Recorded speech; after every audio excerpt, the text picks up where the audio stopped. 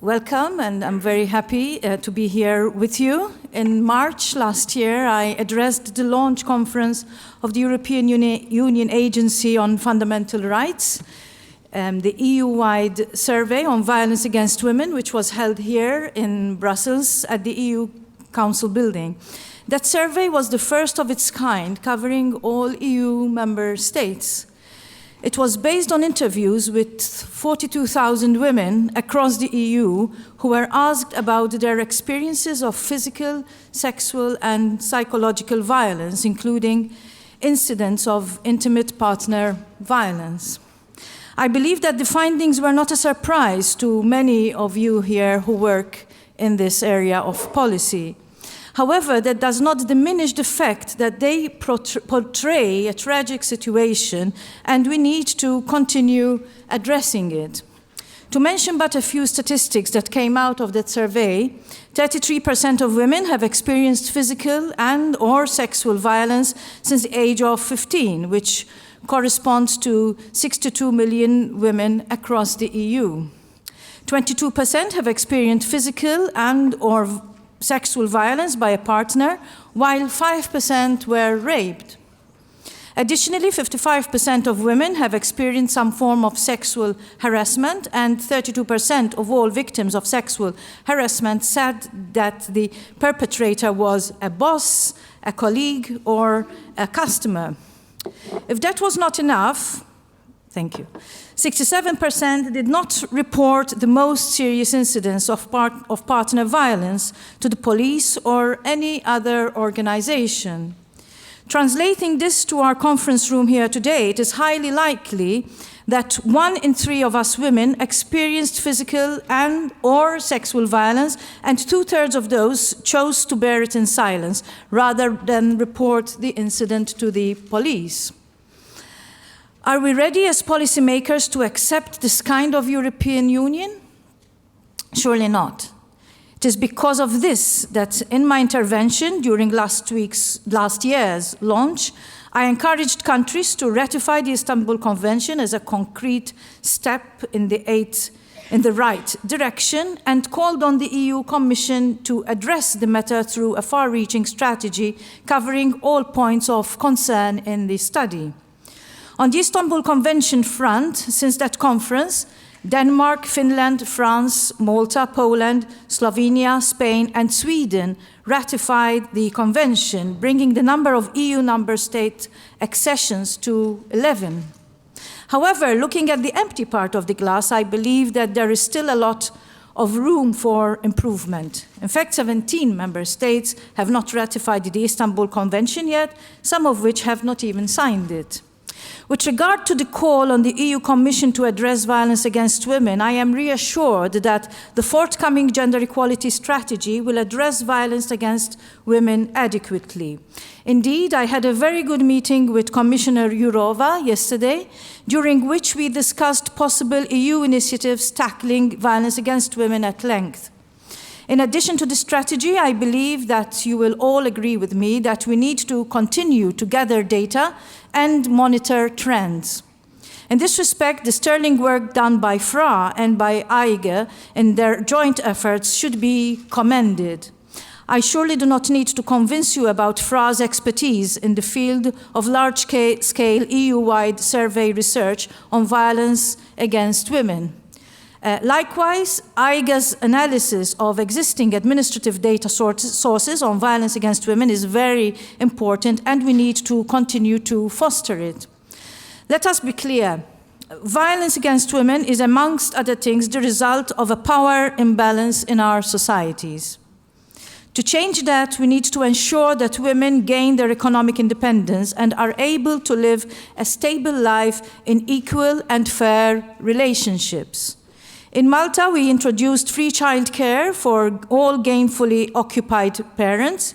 This has allowed a significant increase in the number of women, even grandmothers in their 50s, who entered the labor market for the first time or decided to return as the conditions were favorable for them to do so. We believe that this will surely contribute to diminish the number of women who stay in abusive relationships because they have no other choice.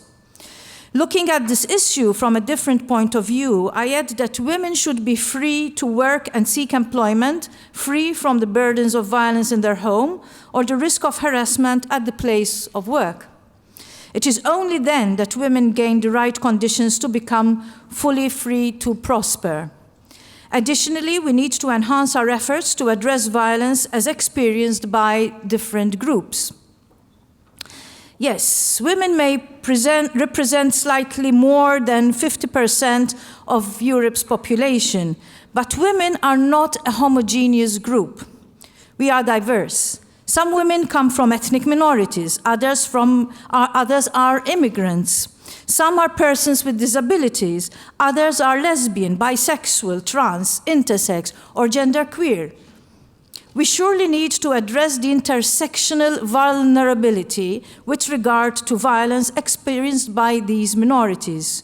We also need to address specific problems that they face, which may not be shared by or even be known to other women.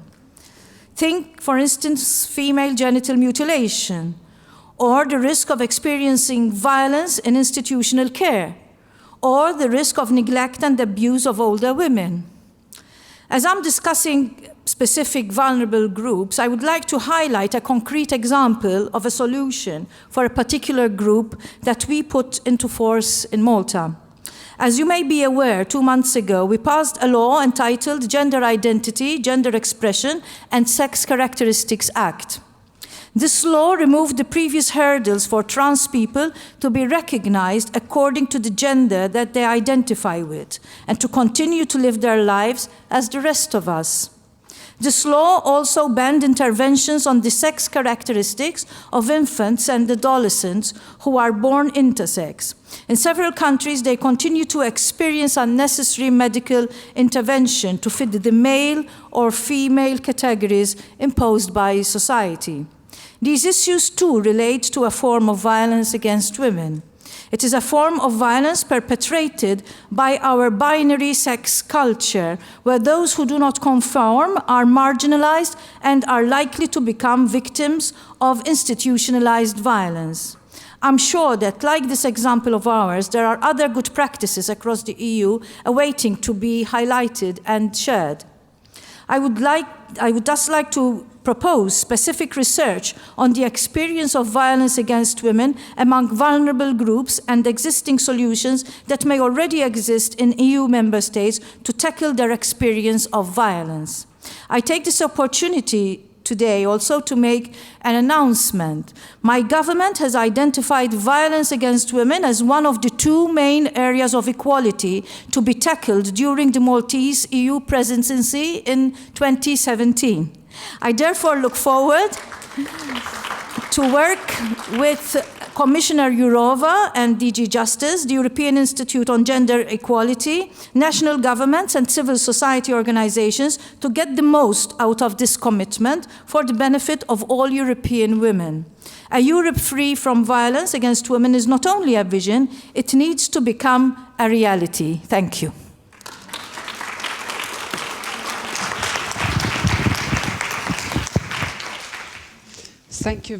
Thank you very much, Minister Dali. It's really, for us who stayed now for this session, I think it's also very, very good signal, very, very good future. And now we will hear what us, the Institute, how we worked with the first composite indicator on violence against women.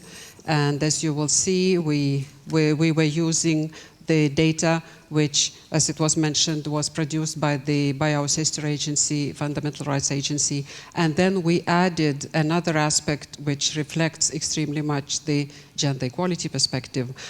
So now this session, our work will be presented by Head of Operations, that means the unit which works with gender equality, Thérèse Murphy.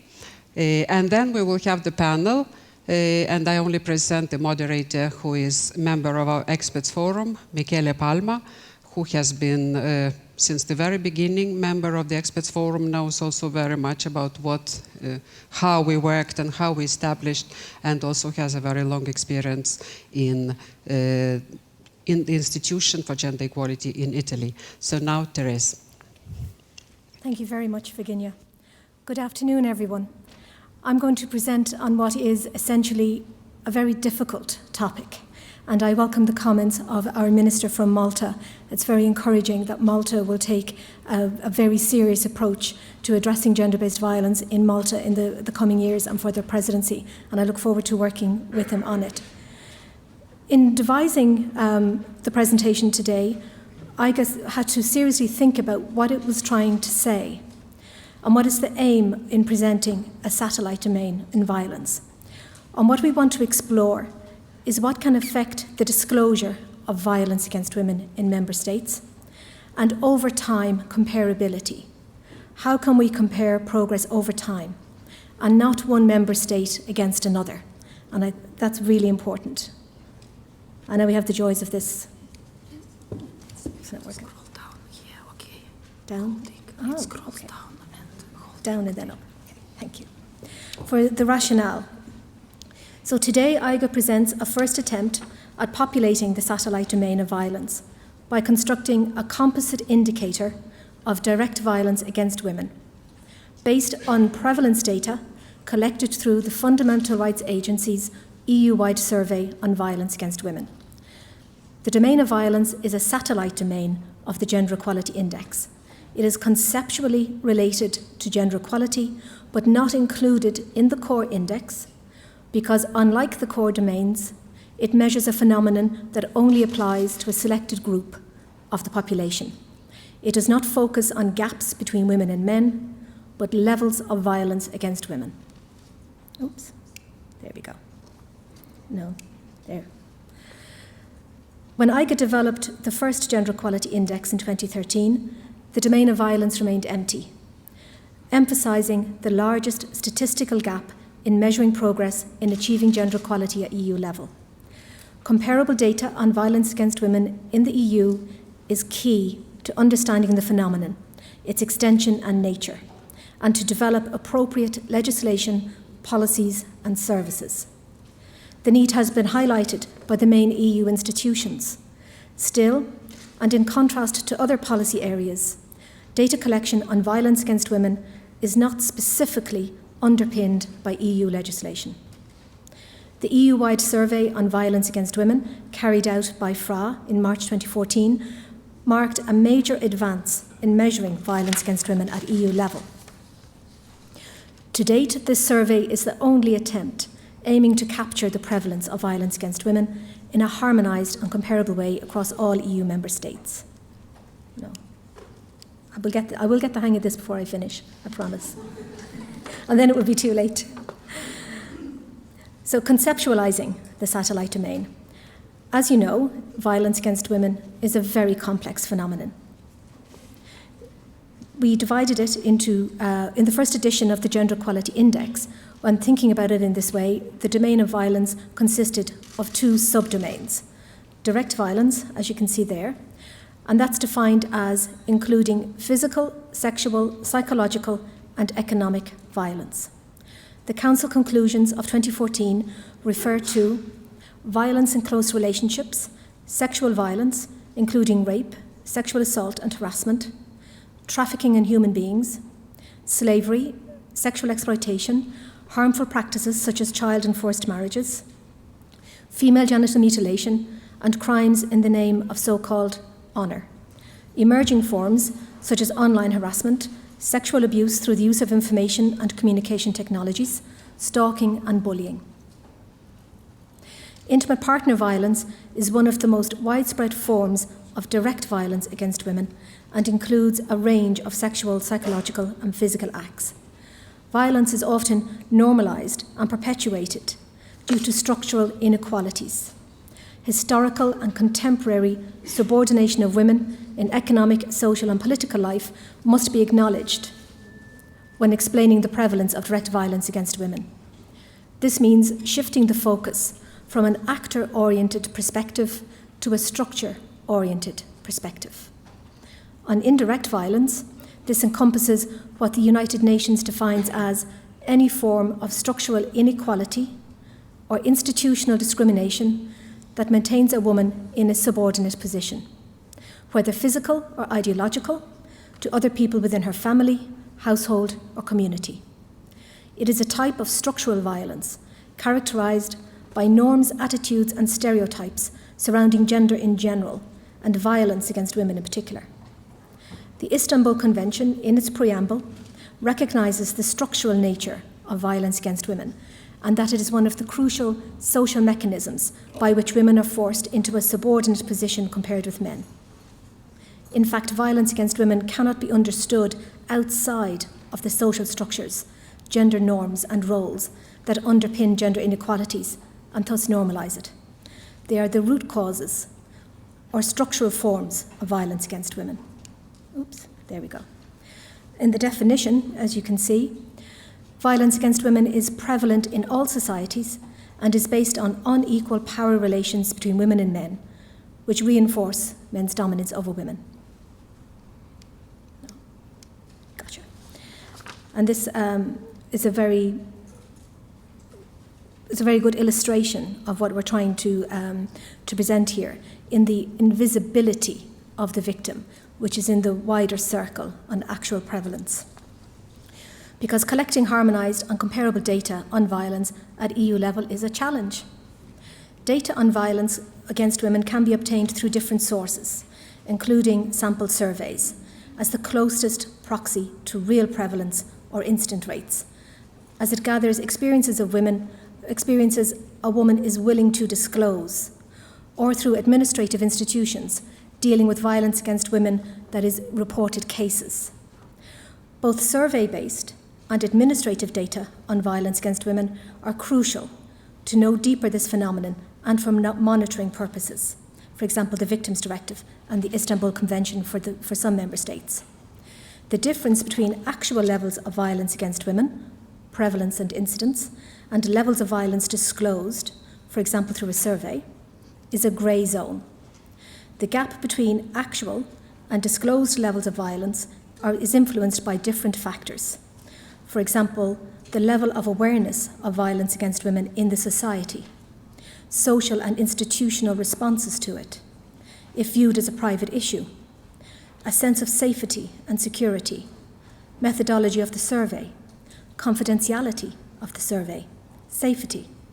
Some of these factors have been explored by EIGE in this analysis to contextualise the results of the composite indicator on violence against women, and they will be presented later. Okay, gotcha. So for the methodological overview, in the methodology, we used 3 categories. Based on the FRAS survey, we categorised the EU member states as those similar to the EU average of disclosed violence, within 5 points on either side of the EU score. We classified then a second one into higher than the EU average, and the third lower than the EU average. Is that going to work for me now? There you go. No. What is? Okay. I'm sorry. Oh, it is. I'm on the wrong page. That explains it. Yeah. So when we look at the statistical structure, we devised a concept at EIGE, and based on that concept, we tried to measure it. We looked at what data was available to measure this concept.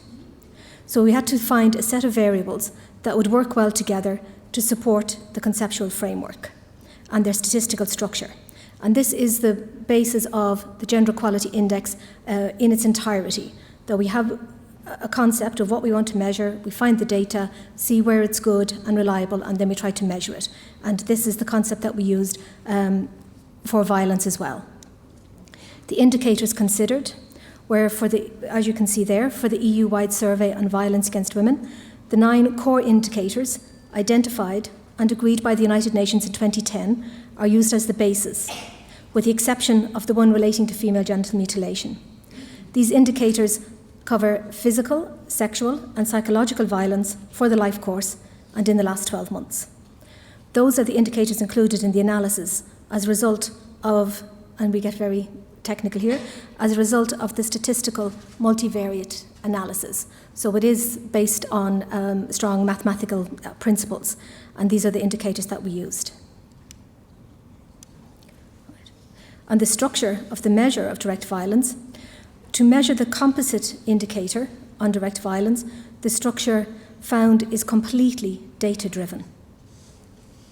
And so we were looking at lifetime violence since the age of 15 and violence in the past 12 months. Now, we get technical again. And this is this is the formula for this composite indicator of violence against women. It's not the same as the index, it is different, and this is what it looks like. It's nothing to be afraid of, I assure you. The computation has been done following the same reasoning behind the interpretation of the core index. The interpretation of the composite is the higher score. The higher the score, the lower the level of violence. So it inverts the index. It's different in that way. So be aware that what this indicator is measuring is disclosed violence, but actually we're not able to understand how close the real level of violence happening in a member state is to the results obtained in the survey. And that's a very important point. So for the results, right, there we go, no. There we go. So aggregating the indicators into a composite indicator of direct violence, of violence against women in the EU, provides a measure of disclosed violence against women. So rather than providing results for individual countries, scores are grouped into 3 categories. So it's similar to the EU average. I think we can go to the next one now. There. Similar to the EU average, higher than the EU average, or lower than the EU average. And we found it was much easier to group the countries in this way, and that it was much more illustrative. So, being a significant first step towards measuring violence, further assessment of the EU-wide survey is needed before a more comprehensive composite indicator is produced. So this is a very simple first analysis.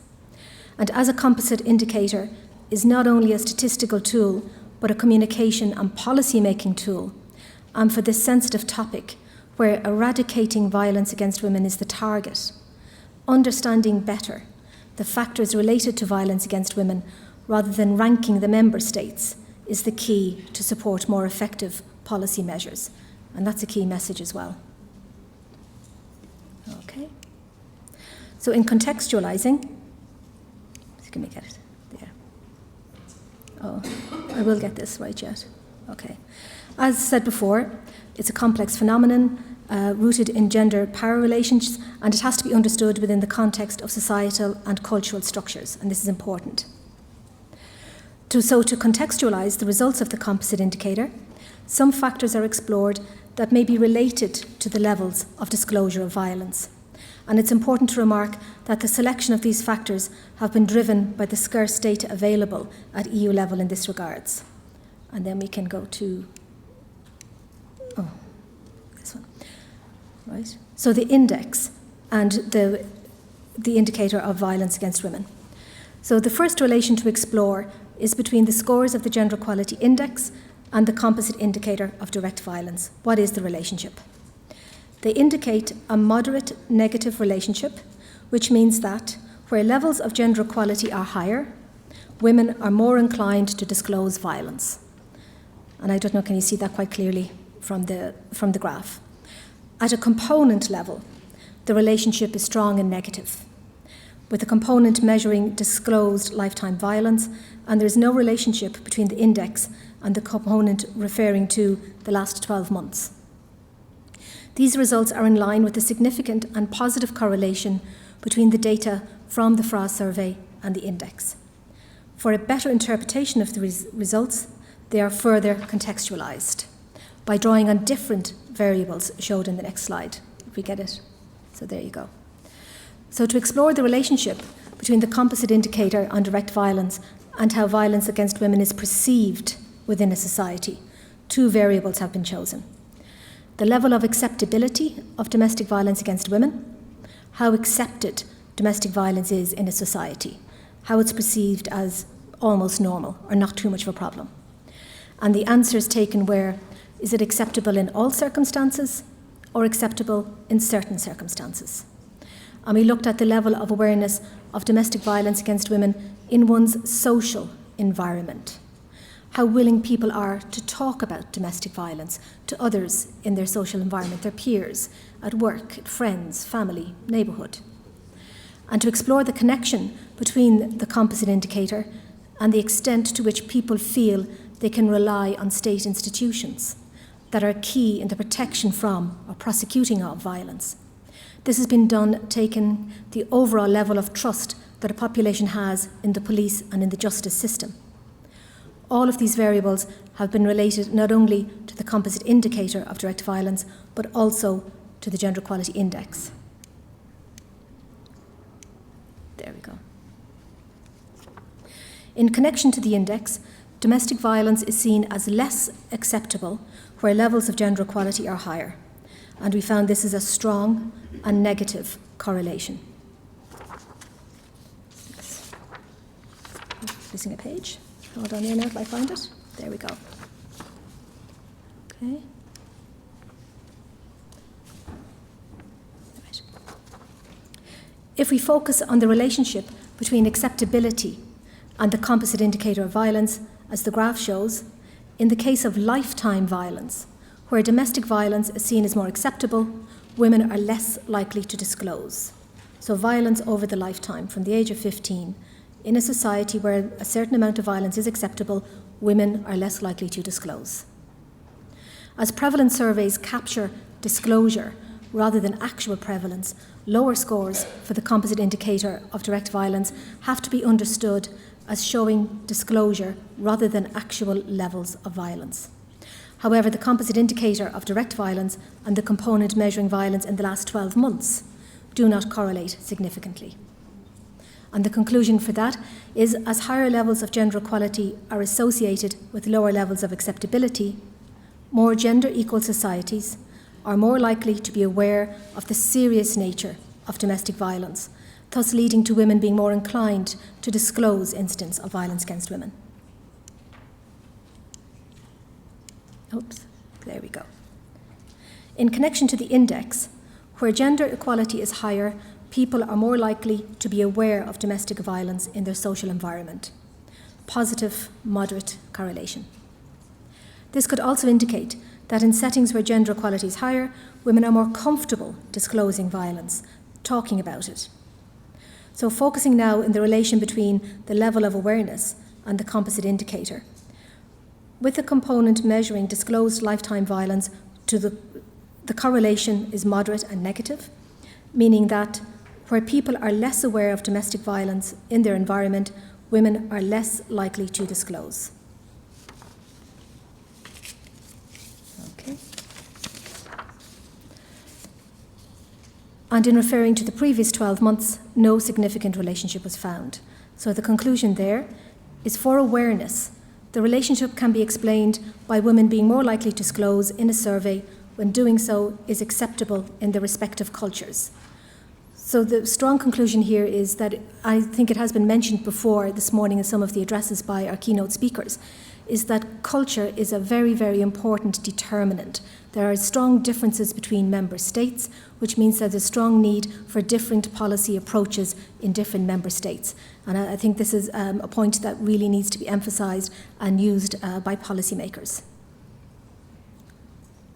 So for both results on acceptability and awareness, they indicate that the lower levels of disclosed violence may not necessarily reflect lower levels of prevalence, but rather they mean that attitudes towards violence against women within society preclude the disclosure. And again, trust in police and institutions, we look that, and you can see from this slide again, that where levels of gender equality are higher, people tend to have more trust in justice institutions. And it's the same, again, for police. So the correlation between trust and justice institutions and the composite indicator of direct violence results, they show a negative relationship with a moderate correlation. The relationship is significant only for that related to lifetime violence, as this is stronger than that of trust in justice institutions. The results suggest that the overall correlation is driven by the relationship between trust in justice and disclosed lifetime violence, mathematically. Okay, so on the conclusion, the satellite domain of violence, identified in 2013 as the biggest gap of all due to the lack of comparable and harmonised data at EU level, can now be populated by the first indicators. A significant development in this sense has been the release of the EU-wide survey on violence against women produced by FRA, but still regular and sustainable data are needed, ensuring the commitment of EU member states. And to conclude, we need to say that there is no way to tell if low levels of violence are equal to non-disclosure or no violence. A deeper analysis is needed and significant research to further explore the contributing factors. The aim, after all, is to eradicate violence, not to move above or below a mathematical average. And I think that's a strong message to take away. And just to inform that EIGE will be developing a more comprehensive framework or measurement on both direct and indirect violence in the coming months. And thank you very much for your attention.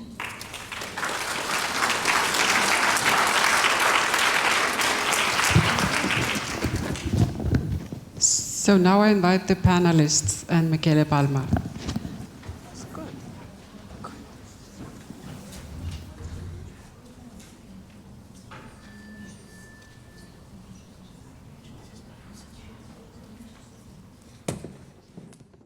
So, welcome to this session of this Gender Equality Conference. Thank you, Virginia, for the presentation, for your presentation on my CV.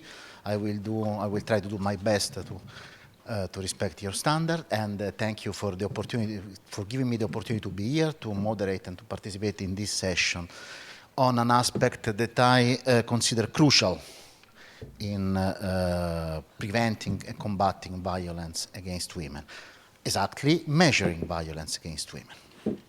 I don't want to add any words to the complete presentation of Thérèse that has given us a complete framework, a very complete framework of the themes that we are going to discuss now. I just want to add an information, just want to remind an information to all of us, exactly to the commitment of member states in the field of violence, in the field of data on violence. During the Italian presidency of the European Council, of the Council of European Union, sorry, all the 28 member states were called through the adoption of a specific set of conclusions of the EPSCO Council. I was saying, were called to ensure the regular collection of reliable, comparable data, as well as administrative data, on violence against women, making, this is very important, full use of the EIGE and in collaboration with the EU and the National Statistical Office. I would like to remind this set of conclusions because it's very important for us, also because I'm Italian, it was a good success for our job. So let's start our session. I will, by giving the floor to our panelists, they will give you a 5 minutes intervention on the topic, and then they will participate in general discussion. So first I would like to welcome and to give the floor to Joanna Goodey. She is the head of the department that deals with violence in the Fundamental Rights Agency. I don't want to lose time, so Joanna, the floor is yours. Thank you very much. Yes, it's fantastic to be here today to contribute to this conference.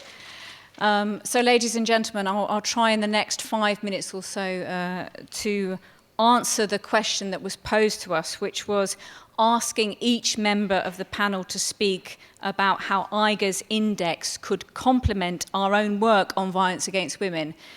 So I think this afternoon speaking on behalf of the FRA, that's a relatively easy task for me to do because they very much do complement our work. First, I'd like to make a very general statement. I think it has to be said that EIGE's use of the results of the France survey on violence against women is a very positive development.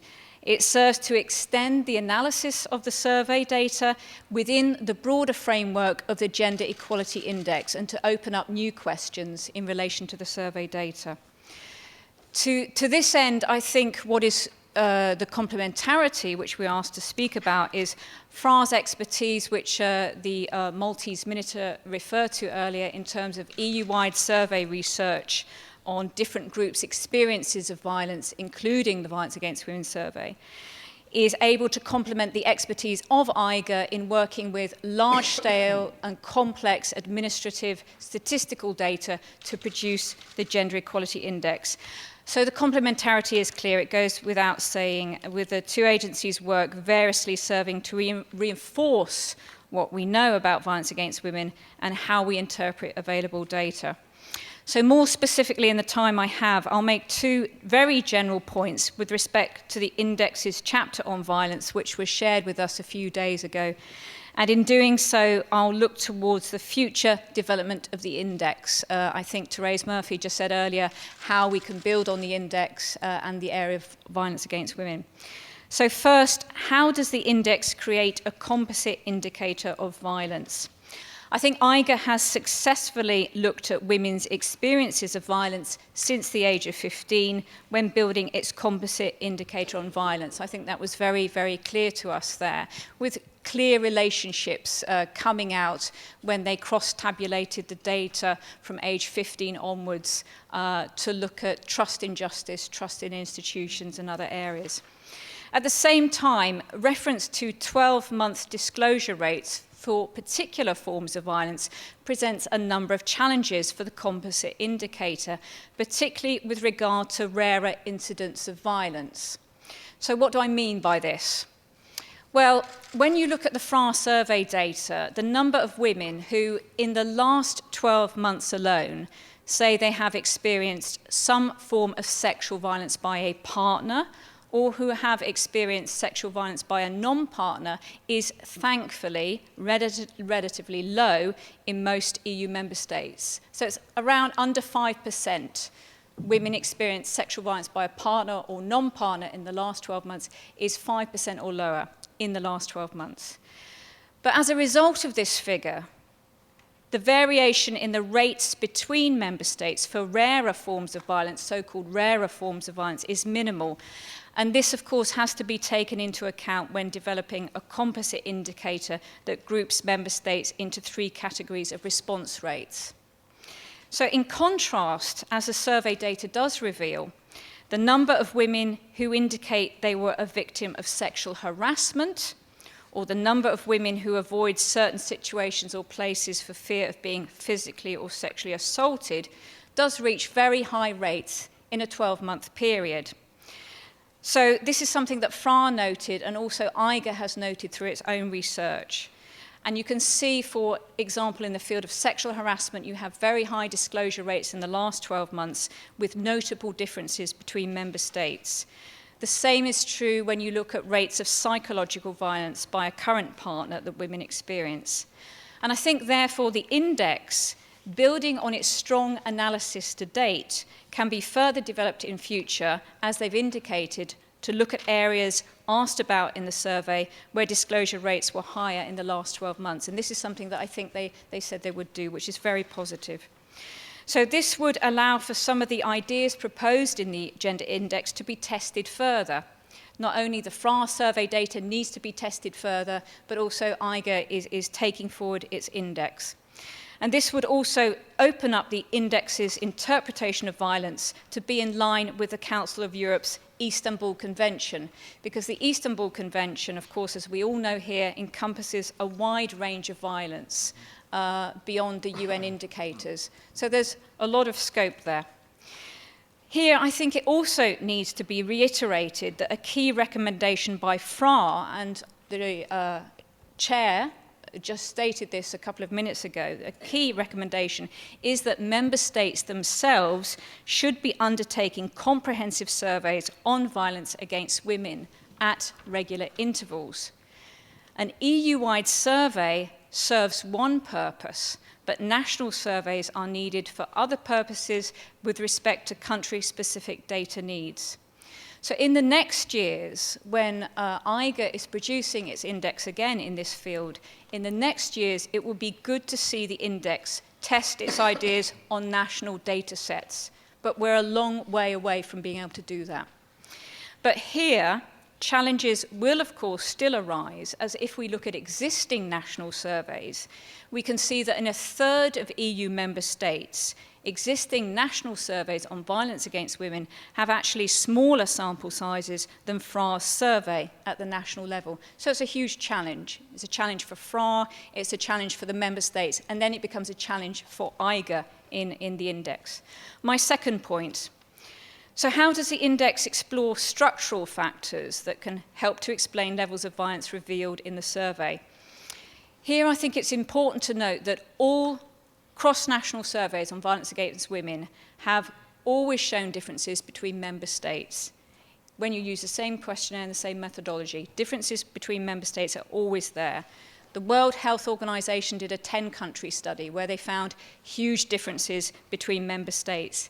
Even some national surveys which are large enough, like the US National Intimate Partner Violence and Sexual Violence Survey, found massive differences between each of the states in the US when measuring violence against women. It's interesting that the US National Survey, when publishing its data, offers no explanations for those variations between, say, Alaska, Montana, you name it. So I think EIGE has done a great job in trying to explain those differences.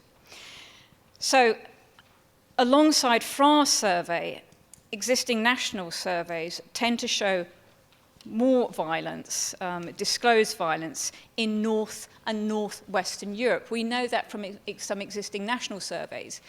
And this seems to be counterintuitive because EIGE has shown, and we tentatively showed that in the FRA results, where you have more gender equality, you would expect lower levels of violence. But we know from our survey and existing national surveys in Scandinavia and Northwest Europe, the rates are often very, very high. And it needs explaining. And it's not simply down to methodology. There's something more behind it. FRA tentatively offered some possible explanations for observed differences between member states, and I know that EIGE has picked up on two of these, and I'll just mention that briefly. Whether it is acceptable to talk with other people about experiences of violence against women, and the idea that increased gender equality leads to higher levels of disclosure about violence against women. So this is what FRA has suggested needs to be looked at, and EIGE picked up on. There are many other possible explanations out there, though, and I'll conclude shortly.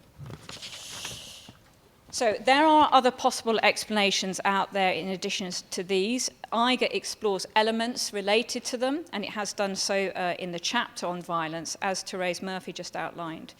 And here certain patterns were tested in the chapter which appear to support the hypotheses proposed by EIGE and indeed FRA.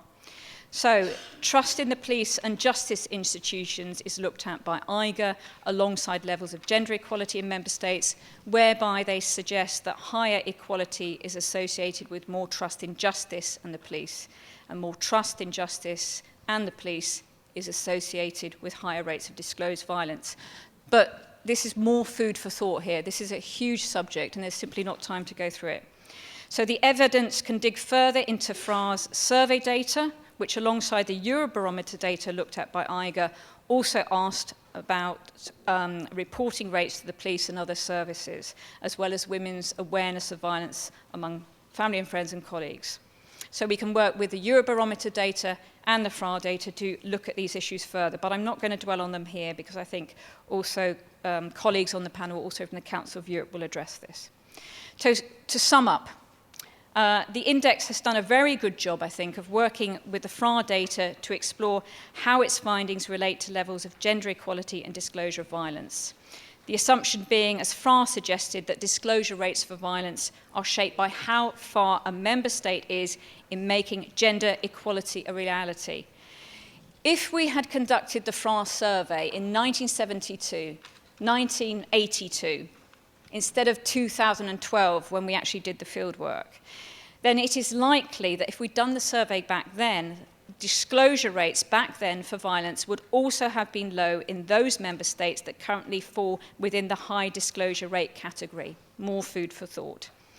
By repeating the survey in a few years' time, as we need a sufficient time period to elapse, then we would hope to see higher disclosure rates as more member states move towards greater gender equality. This is the proposal that EIGE posits here.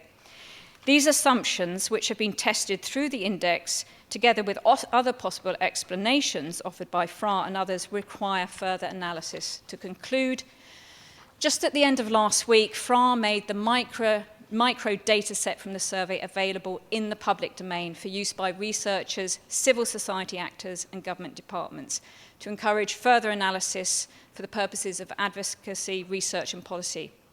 EIGE has undertaken an important first step in this regard, a very important step, and we can continue to work together to build on each other's respective strengths. Ultimately, EU agencies have a duty to ensure that the data they produce or analyse is put to good use. We have to work with the data we have, because if we wait for the member states and everybody to produce the perfect data, we're going to be waiting at least another 20 years or more. I think that EIGE's population of its subdomain on violence using FRA data has done this job very well. Thank you.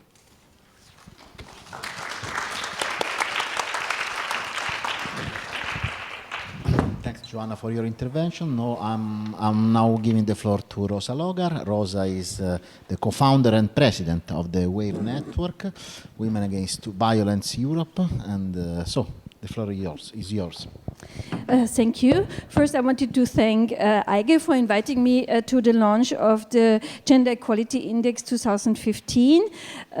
We are delighted that violence against women is now included in the index as one of the domains.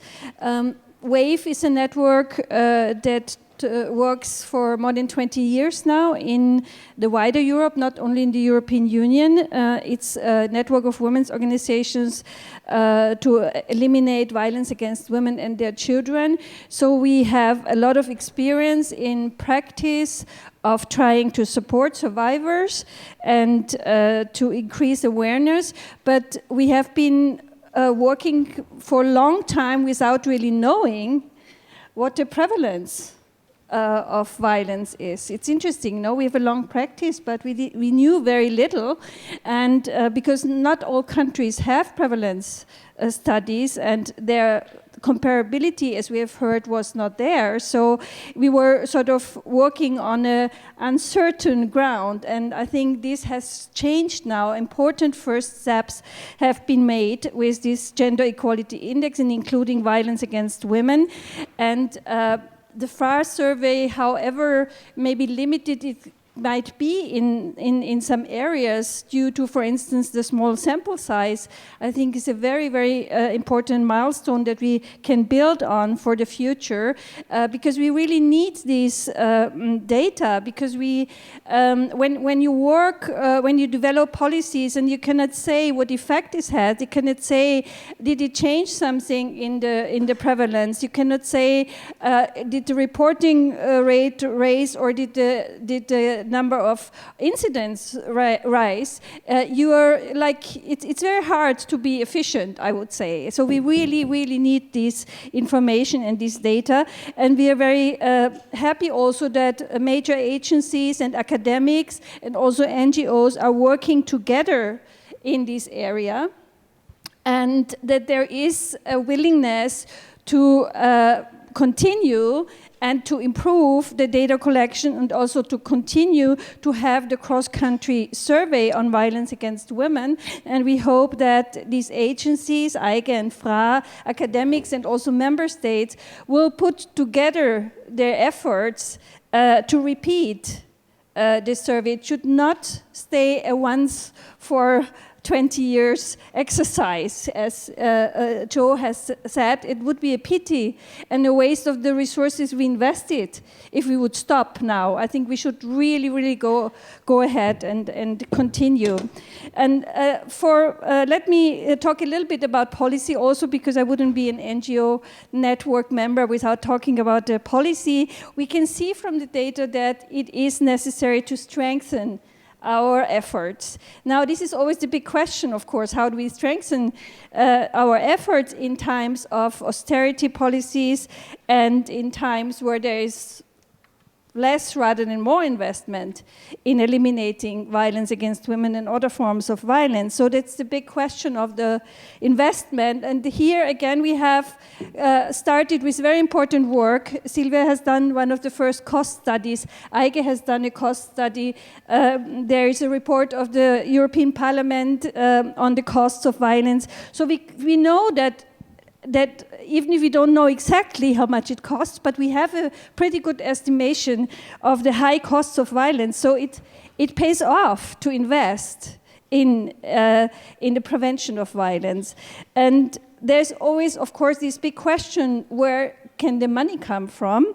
And here I want to allow me to give you a little example of an exercise that has been done by one of the oldest organizations for peace in the world, women's organizations, Women's International League for Peace and Freedom. They just had their 100th anniversary, and they were trying to cost war and cost weapons. So they've done a little brochure that you can also download from the internet. It's called You Get What You Pay For, and they have calculated that the annual spending, military spending of countries in the world, what our countries spend on weapons and military expenditure, would pay us 6,300 years of the work of UN women. So you can see where the money is going. So you can see that there is obviously money, but a lot of money is going into security, is going into weapons, is going into areas that potentially are destructive and are causing more violence. And we can also see there is a correlation between violence against women and violence in war and conflict area. So I would very much advocate to make more popular one of the recommendations in the Platform for Action of Beijing, and these recommendations clearly says that the states should undertake to explore new ways of generating new public and private financial resources inter alia through the appropriate reduction of excessive military expenditures, including global military expenditures, trade in arms, and investment for arms production. So there's a clear recommendation there that we should spend less money in destructive areas and more in constructing an equal and peaceful society. Thank you.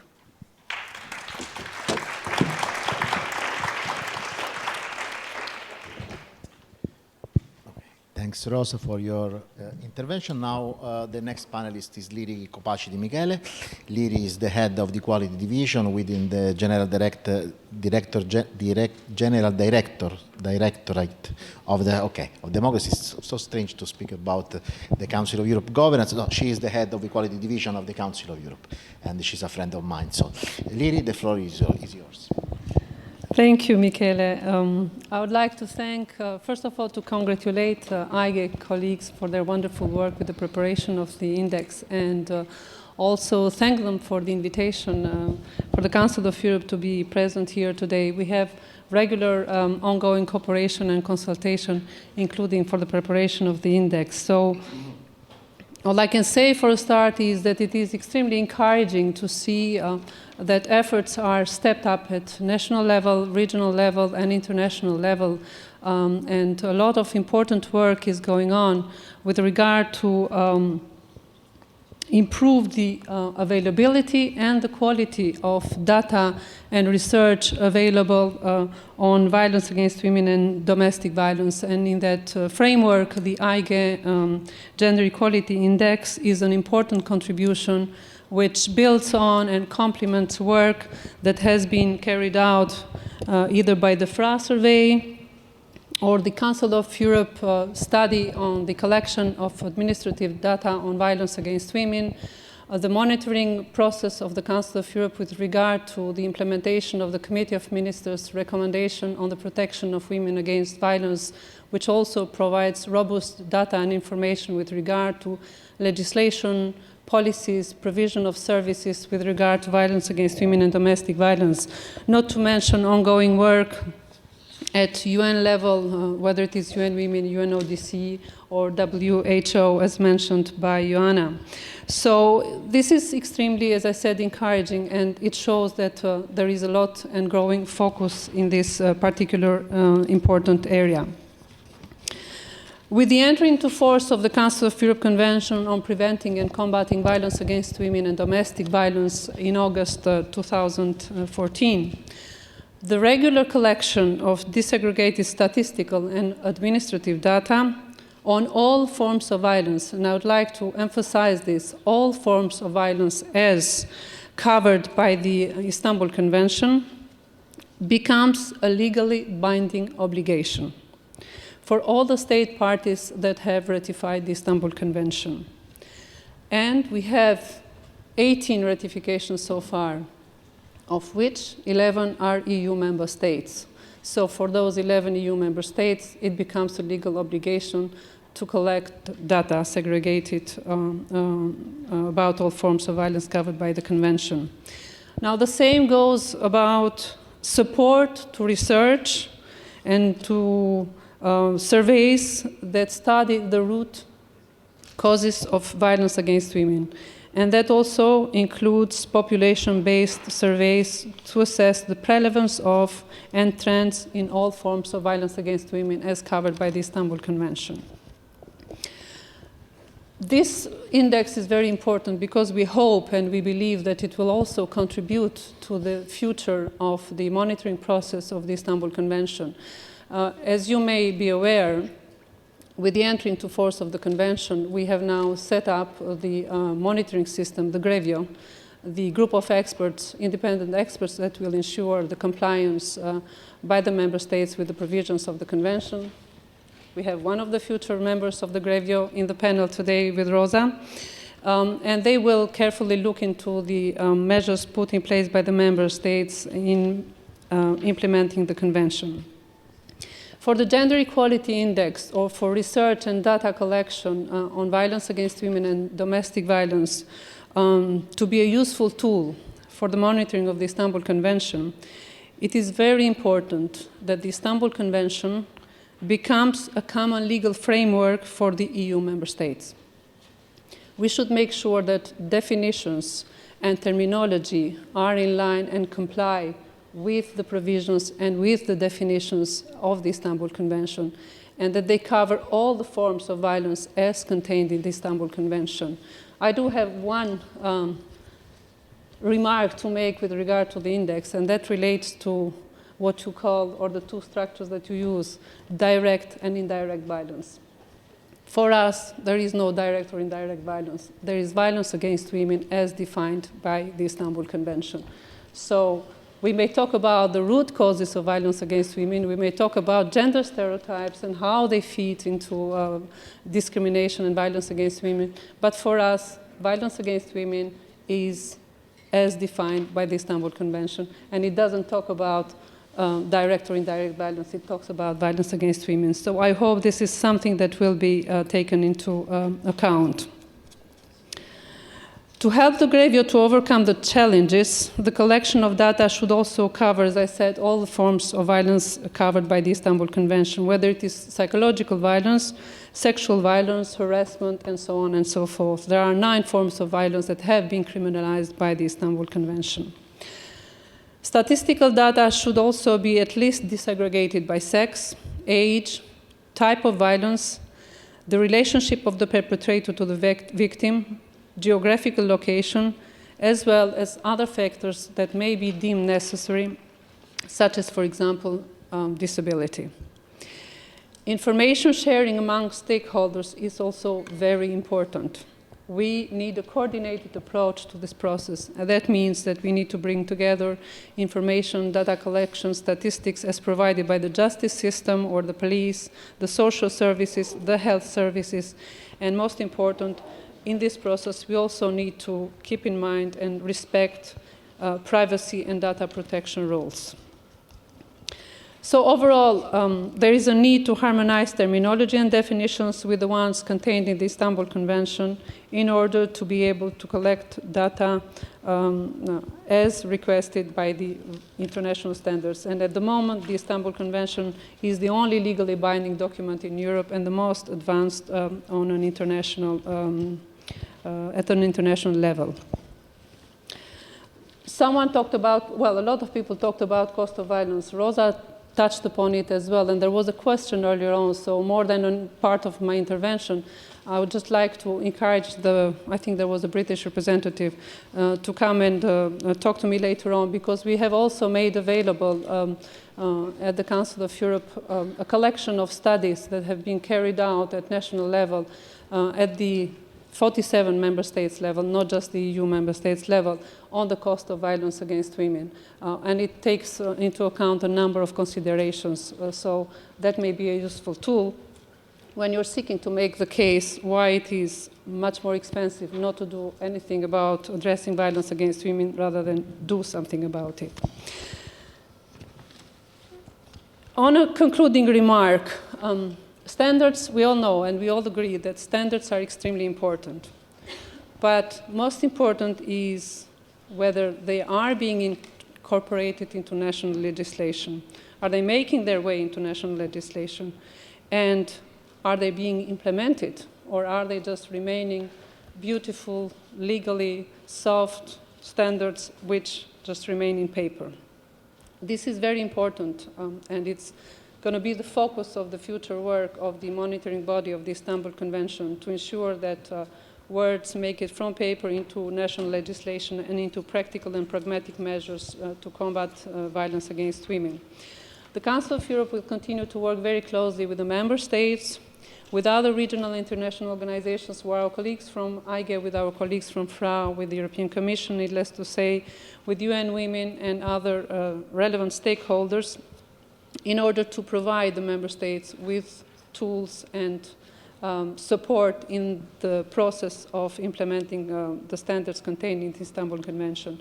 We have a series of studies on some of the key articles of the Convention where we know that member states are facing difficulties, whether it is for the signature and ratification or for the future implementation.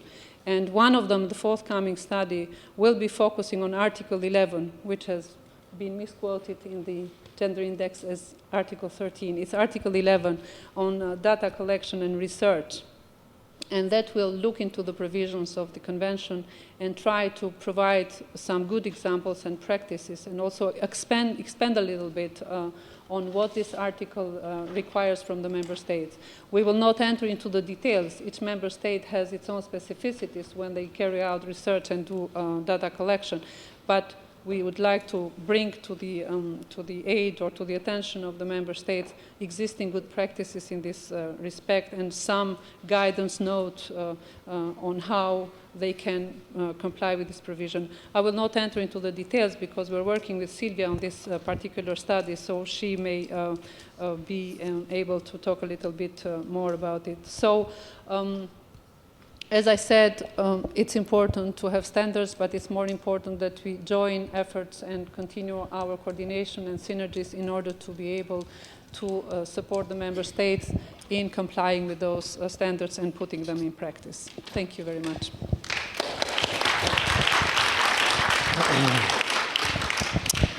Thank you, Liri. And now we are going to finish this first round of interventions, giving the floor to Sylvia Walby. Sylvia is a distinguished professor of sociology, UNESCO Chair in Gender Research at the Lancaster University. So Sylvia, please take the floor for your intervention. Thank you very much. I'm delighted to see so many people here wanting to discuss the detail of how we measure violence against women and turn it into something that can be used for effective policy. So I'm delighted that EIGE is engaged in this and that the whole panel from FRA to the Council for Europe and everybody is engaged with that. Brilliant. Lots of different people are doing lots of different things here. We need to have consistency. Now, I'm helping the Council of Europe to write the guidance notes for the Istanbul Convention guidance on Article 11, which is the data collection. I've also done work for EIGE on measuring the cost of violence against women in the EU. And for the UK, I work on work funded by the ESRC on the crime survey for England and Wales in terms of the measurement which can be produced from that. So I'm hoping that we can work towards consistency and align the excellent work being done by the various agencies and produce a common, total, comprehensive measurement framework. It needs to be total and comprehensive. At the moment, it's fragmented. We need to be able to measure violence against women in the surveys in exactly the same way that we measure it in each of our public services. It's no good having the police measure it in one way and the survey measuring it another. Everybody needs to have the same measurement framework so we can identify the extent of the hidden violence against women in society and know the effectiveness of each of our publicly funded institutions and what they do and could do better and are doing well in relationship to stopping that violence. Unless we have a total, comprehensive, consistent measurement framework, we will not be able to make that judgment as to whether our public institutions are effectively reducing violence against women or not. We will not be able to make comparisons about whether this innovation here works and that one doesn't. We won't know whether it's better to put the money into the specialised services or into the criminal justice system. We need to have a total, consistent, comprehensive framework. You might think that's a challenge. I think it's easy. I think the work that has been done in this area over the last 2 or 3 decades by gender equality experts in the universities, the academies, in our specialised institutions, across the European Union and around the world have done the basic work. What we now need to do is to bring it together in one place and argue a little bit more and then reach consensus on it. And I'm going to make that proposal now for what that should look like. And this is what I'm hoping the Council of Europe is going to agree my draft and publish it, and that EIGE, I'm hoping, will also see that this is shared, and hopefully even FRA will come and agree also. What does it look like? First, it needs to have the same unit of measurement. Our public services deal with events. The police count the number of crimes. Our surveys typically measure the number of victims. The prevalence concept means counting the percentage of victims in the population. But our public agencies don't. They count the number of occasions that people have sought help. How many crimes? How many hospital treatment episodes? They count episodes, events, crimes. We need to have alignment between the unit of measurement, between the surveys and the public services, so that one is not talking of victims and the other is talking of crimes. Has to be the same. The compromise is probably everybody must measure both. If everybody measured both, it would work. The surveys must measure not only the number of crimes, but not only the number of victims, but the number of crimes. We need to ask people to count. 1, 2, 3, 4, 5. People can count. In the UK recently, we've had the issue of the extent to which people can count and the agreement that actually people can count and we should be measuring the counting, and it's wrong not to allow people to count and to put that measure in there. We need to count the number of crimes in the surveys, not only the number of victims. Yeah? What do our courts do? Our prosecutors? They measure the number of perpetrators, offenders, and criminals. So even within our criminal justice system, we don't have the same unified measurement system. They measure either crimes or criminals. That's no good. We need to make sure that each of the parts of the criminal justice system measures the number of crimes, the number of victims, and the number of criminals. It's easy. All police forces will have that information. All they've got to do is to reach into their archives, select that little bit of information, press the button on a computer, and enter it. There is no new data collection necessary in most instances from our public services. They just simply need to code to select the right information and put it into the same measurement framework. That requires us to agree on the measurement framework. And after many years, this is my view of what the compromise is, that we need to have all of crimes, victims, and perpetrators in order to stop the fragmentation of the system where one bit collects one bit and another bit collects another. I think it's easy. Next one. Okay. Everybody measures violence against women using a different concept. All sorts of violence against women. The UN has a definition, all sorts of different ways of measuring it. Yes. But what's one of the core things behind it? It's injury. Are people injured? Are women injured? It's the anchor behind the measurement system of our criminal justice systems, our health systems, and it should be the anchor in our surveys as well. Currently, many of our surveys ask about actions. What did the person do? Did they push? Did they slap? Did they hit? We don't have injury. We could have injury. In the crime surveys, we will often have measurement of injury. Our crime classifications are usually based upon the severity of the injury. Did the assault lead to an injury or not? Was the injury minor? Was it severe? Was it lethal? Did it kill? The severity measured in terms of injury is the method that we need to capture it. And then we can capture very specific forms of injury, such as FGM, which is a very specific form of injury. Injury is the anchor to the measurement of the severity across all of our measurement frameworks, even though we're currently using different terminology.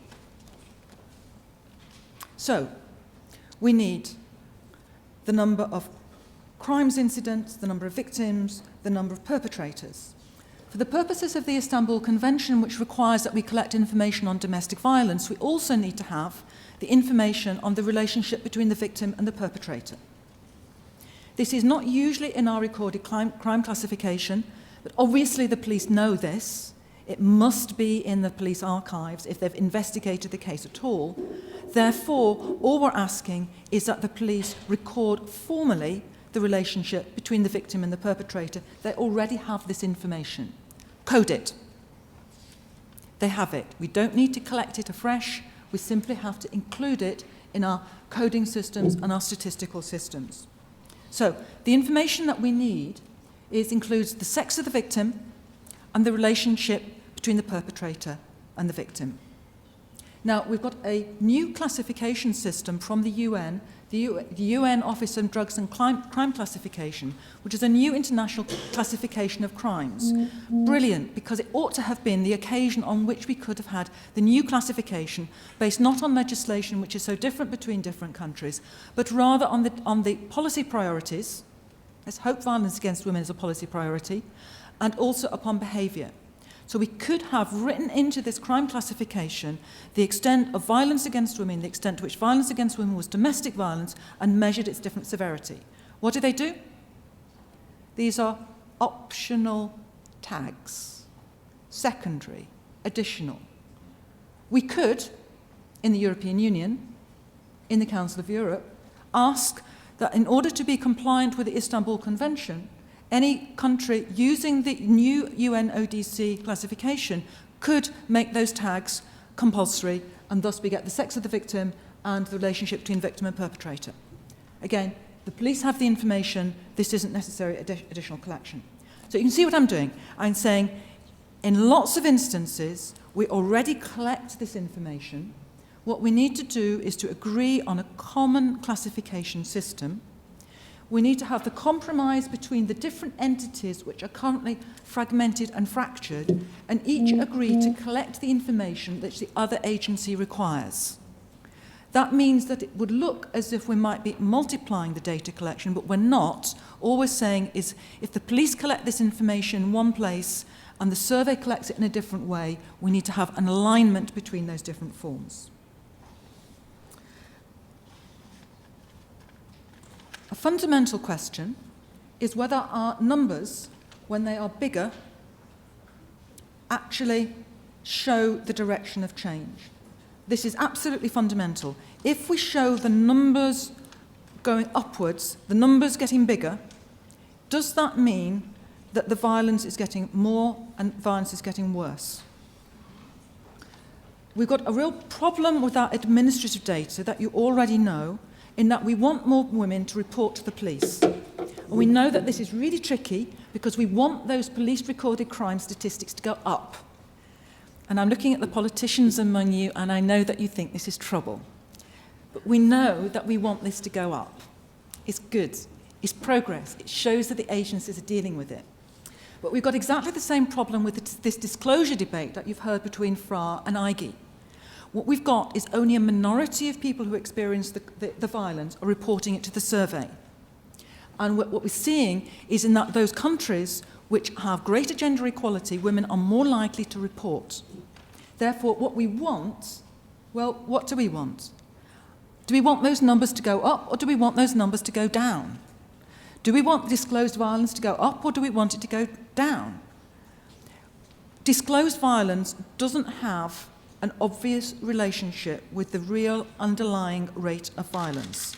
That is why EIGE is right to resist the direct inclusion of the FRA data into the Gender Equality Index as it currently stands. It's not a measure which gives you the variation of the violence in terms of whether there is more or less violence, whether the violence is going up or down. What it is a brilliant experimental methodology which has unearthed for us all sorts of complicated issues to do with how we can measure violence against women. And for that, it's been path-breaking, and it should be celebrated as a brilliant experiment that we've had EU-wide in the development of this knowledge. Absolutely crucial for our knowledge, not the basis of our current Gender Equality Index. For that, we need to have two things. We need to have a consensus upon the measurement framework. I've laid this out. We'll be coming through Council of Europe with a further proposal of exactly what that means. But we need to have more research. We know that surveys at the moment are really difficult to capture the underlying violence. We need a programme of research to do this properly. We need an alliance with colleagues in the universities. We need alliances with DG Research. We need proper funded research in this place. This has been a place where the research has not taken place. We've seen some of this data on the lack of women in the senior positions in the research councils. We have not seen the funded research programmes which are necessary to underpin this knowledge, which is essential for taking it forward. We need to call upon DG Research to fund this properly through the billion-euro programmes that is funded on research, so that a small proportion of that is moved in the direction of the research in this field, so we can develop the knowledge base, which is so important in evaluating our policies to ultimately end violence against women. Thank you.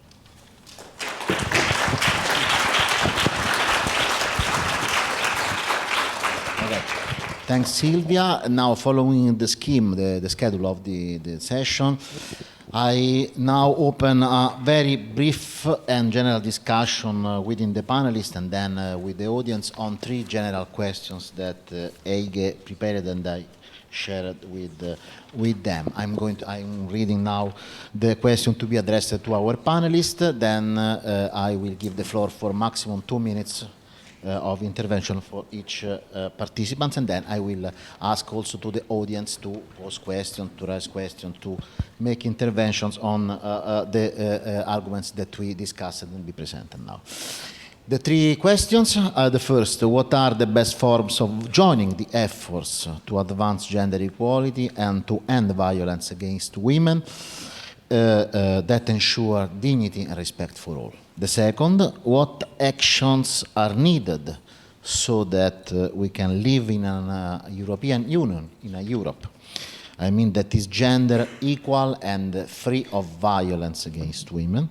The third, how we can overcome the obstacles to provide harmonized data on violence against women at EU level. Some of these questions, I think, found replies during your intervention, but if some of you want to add something to react to this general question, the floor is open to our panelists for, I repeat, a maximum of 2 minutes because we are going out of time. You want to take the floor? Yeah, I think it's good to ask the for each. Okay, fantastic. Okay. So not only for the panelists, but for all. Sorry if this is an echo, but I have to come back to the digital society and ask the question of how the EIGE index can contribute to the discussion on cyber violence. And I'm sure that there's some input on this from all the panelists, so I hope you'll contribute. One question, one reply. Please, John. You're going to say some more? Take your question? Perhaps it's better to react one question by question. No? Yeah. Okay, John. Yeah, thank you very much to our chair. I'll react to that question you just posed. I was at a conference not so long ago where the issue of violence against women and cyber harassment and cyber stalking and cyber violence was raised. We did, in the FRA survey, collect data on forms of abuse, including cyber stalking, cyber harassment. And this is something that is really in its earliest stages of research in terms of getting to grips with what's going on. I don't know if EIGE is going to respond to that because the question was to EIGE, but I think one can look at the EU level, and we have the data at the EU level from the FRA survey, which really shows it's a problem for younger women. I mean, it's stating the obvious here. But I think if we don't tackle the issue of online abuse or certain forms of pornography and abuse, we're really missing some of the major issues in relation to violence against women, and importantly how boys and men engage with that, and I think we need an open discussion about that. So that's what I'm going to say on that issue. I think it's an area that really demands more research, and traditional administrative data collection by the police is certainly not picking up on this, only just very, very tentatively. The police are not recording this. Our survey tried to record this at the member state level. Some surveys are doing this. But this is an area where we're really far behind, and the technology has moved far, far ahead, and there's a lot of unreported abuse there. Yes, sure. I would just add a little bit to what Joanna said with regard to the information and technology and cyber stalking. There is Article 17 of the Istanbul Convention, which does foresee a role for the private sector, the media, and the communication and technology sector to engage in preventing violence against women, of course, taking into due consideration the freedom of expression and their independence. But it also encourages them not just to put in place policies and to participate in implementation of measures to prevent violence against women, but also calls upon them to establish self-regulatory standards in order to deal on how to deal with the information and communication environment and prevent violence against women and protect their dignity.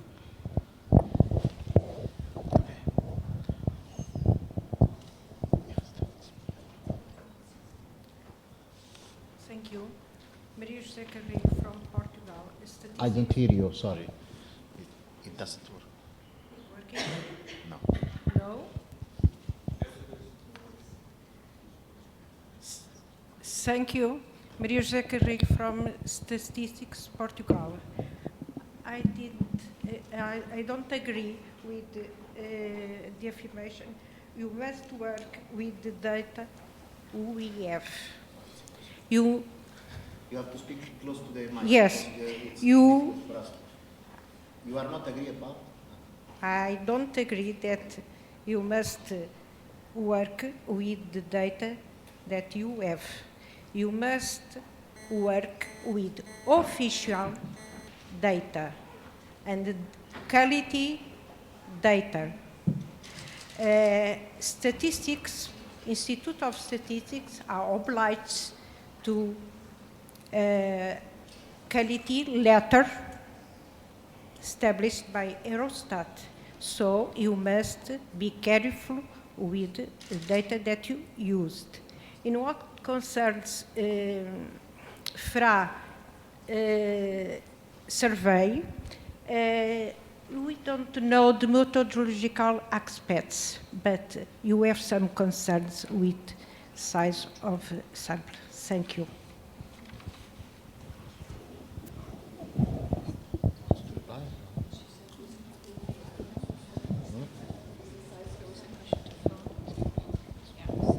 I agree. It's really important that data reaches a quality threshold before it's used. Sometimes no data is better than bad data. The doctors have this saying, do no harm. I think that's really important. Only when it crosses the quality threshold should we be using it.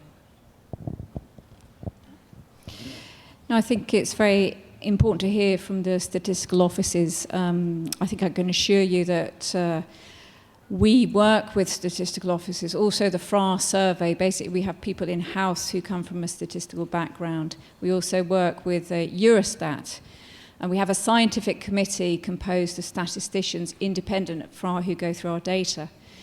I think the thresholds for our survey are very similar to the Eurofound survey, the other surveys that are used by EIGE in the Gender Equality Index, if that was your question. You can also say that if you look at the Gender Equality Index, it looks at the labour force survey, it looks at Eurofound surveys. Labour force survey, for example, I think in 7 member states does telephone interviewing. In other states, it doesn't do telephone interviewing. So you have all this variety within existing surveys that come to Eurostat that member states carry out. It's normal. Variety is normal. With the FRA survey, in terms of the quality, basically all our interviews were carried out face-to-face. In 3 countries, the first contact was done over the telephone, but women were not told it was a survey on violence against women. You find huge variety in surveys that Eurostat uses. Labour force survey, like I said, some questions are on the telephone in some member states it's face-to-face. Eurofound has the same variety in some Scandinavian countries. Also, the interviews, first contact are over the phone. It's normal, and those people who work in surveys know that there is great variety between national statistical offices in the standards they apply, because we have staff who came from national statistical offices. But I think the point you were also trying to make is ensure that you work with accredited, administrative, official statistical data from statistics offices. And I think that's what we're all trying to promote, that member states actually collect that data themselves that is robust, and member states carry out large-scale surveys themselves that is robust, because 1/3 of member states are not carrying out surveys with large sample sizes. So the question should be thrown back to the member states as well. Yeah, sure. I would just like to complement a little bit what Joanna has said, and I would like again to highlight the importance of synergies and cooperation and making use the right way of information available. It's very important to group and bring together all the different sources, whether it is the survey carried out by the FRA, the index prepared by EIGE, or the information collected by the monitoring process at EU or at Council of Europe level. And I can see very well how these complement each other. The information that we have from the monitoring system is based on government sources. The data and the information comes from official sources. When we send the questionnaire out for the monitoring of the implementation of the recommendation on violence against women, it was the official representatives to the Council of Europe that dealt with it. So that's why I said it's robust data and information with regard to policies, with regard to legislation, with regard to provision of services. Now you bring this and you add that to the data collected by the FRA survey and to the indicators provided by the EIGE index, that provides, it's not perfect, there is no perfection, but at least it provides you with a more solid basis for your work at national level.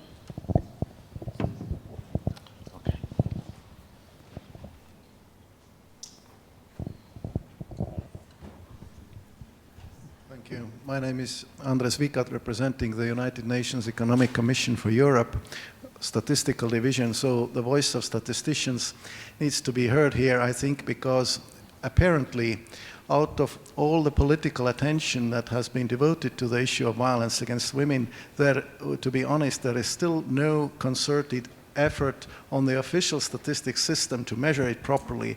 FRA survey is a good starting point, but it is not part of the official statistical system. And there are other areas that are much better measured. So this lobby work has to build up in a way that those who decide upon the programs, also at the level of the European Union and at the level of the member states, would consider it important enough so that appropriate surveys can be taken. And just to link to one of the comments that Professor Walby was making about things being easy, I tend to disagree, because it is easy from the technical point of view, but making the different agencies work together whose primary target is far different from measuring something or analyzing something is actually difficult. And as statisticians know it from different fields which are less controversial than violence against women, it remains difficult. However, when there are concerted efforts in the official statistical system that may help to overcome these type of problems and also help to make the agencies work together and adhere to some common principles that were proposed. So I think there is also an avenue, what I'm trying to emphasize, to go through the government official statistics and try to influence their work programs. Thank you for your attention. Thank you very much for that intervention. On that note, I would like to inform that EIGE is working very closely with Eurostat and through Eurostat UNODC on classification of crime, and particularly classification around rape and femicide. And we will then move on to with intimate partner violence, because one of the challenges we have, as everyone knows, in data collection on violence is the different concepts and definitions from member state to member state, even in something what would appear to be as obvious as rape, which just implies lack of consent. Even in there, different member states have different definitions. So you're not quite comparing the same thing. So EIGE is working very closely at that level to get a much more concise classification and have that included, and to bring about a positive change in the international classification systems. And which brings me to the comment of the first question, where you were asking about emerging forms of violence and cyber violence and bullying, which often is treated by police and justice in line with stalking. If we cannot, even after all this time, don't have common definitions and classifications of simple things as rape and femicide, we're just a little bit far away from classifying cyberbullying. But again, we are taking the long-term view. We are working very closely with Council of Europe, with Eurostat, with anyone that we can help to influence, to bring a gender perspective into questionnaire design, into data collection in all its forms, and that we are working to have a very concise framework where we can collect data on violence against women and have a comparable across the 28. It will just take a little time, and I hope that it won't take too long. Thank you.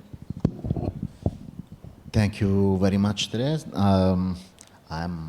I am now, I'm obliged to close the session because we are really late. I would like to thank you, all the panelists and the audience, for this fruitful discussion, for the high-level contribution that I have heard here this afternoon. Really, really impressive, and very happy another time for the possibility to be here and to listen, to moderate your intervention here.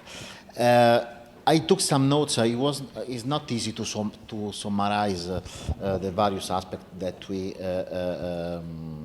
discussed this afternoon. It's not easy because the violence issue is a very complex one. It's a typical example of a mainstreaming policy, something that is involve a lot of aspects, from the economic cost to the law enforcement activities, through the National Institute for Statistics and so on. I took some notes very, very briefly just to remind the main issue that I focused in my mind while I was listening to you. The first is the importance to sign, ratify, and fully implement the Istanbul Convention, to oblige member states to collect and evaluate at regular intervals the data on violence, and this is the first. The second is to have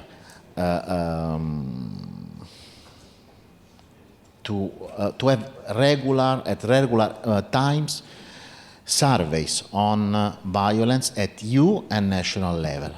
At EU level, in particular, to define a unique methodology, a path that member states can follow to have, in collecting data on violence against women. It's essential to compare and to have data similar.